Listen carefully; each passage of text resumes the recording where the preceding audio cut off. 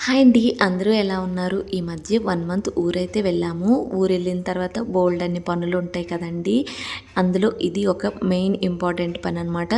ఎక్కడికి వెళ్తున్నాం అనుకుంటున్నారా? అమ్మవారి గుడికైతే వెళ్తున్నాము.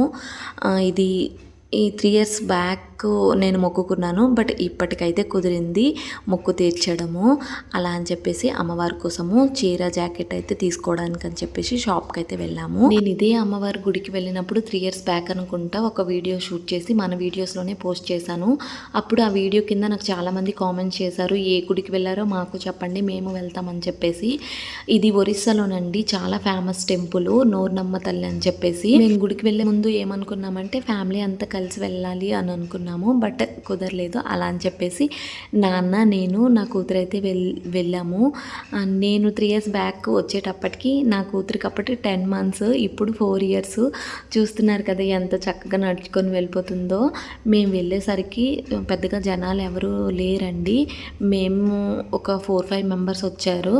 ఇక్కడ నేను పవర్ఫుల్ గాడ్ అని ఎందుకన్నాను అంటే ఇక్కడ స్వయంగా పుట్టారంట ఈ అమ్మవారు. అందుకని ఇంత పవర్ఫుల్. ఎవరు తప్పుగా అనుకోవద్దండి. మీ కోరికల కోసం కోడిని ఎందుకు బలిస్తున్నారని చెప్పేసి.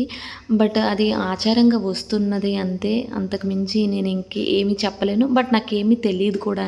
ఇంకోటి ఏంటి అంటే చాలా పవర్ఫుల్ గాడ్స్ అందరూ కూడా ఇలా కొండపైనే ఉంటారు కదండి. మా పూజ అయితే సక్సెస్ఫుల్గా కంప్లీట్ అయిపోయింది. మేము వెళ్ళేసరికి తక్కువ మంది అయితే ఉన్నారు. మా పూజ అయ్యేసరికి మాత్రం చాలా ఎక్కువ మంది అయితే అయిపోయారు. ఇక్కడ చెట్లు చూస్తున్నారు కదా, ఇవి చిన్నప్పుడు ఎప్పుడో చూశాను. చూడంగానే చాలా హ్యాపీ అనిపించింది. సో ఇదండి ఇవాల్టి వీడియో. Bye bye.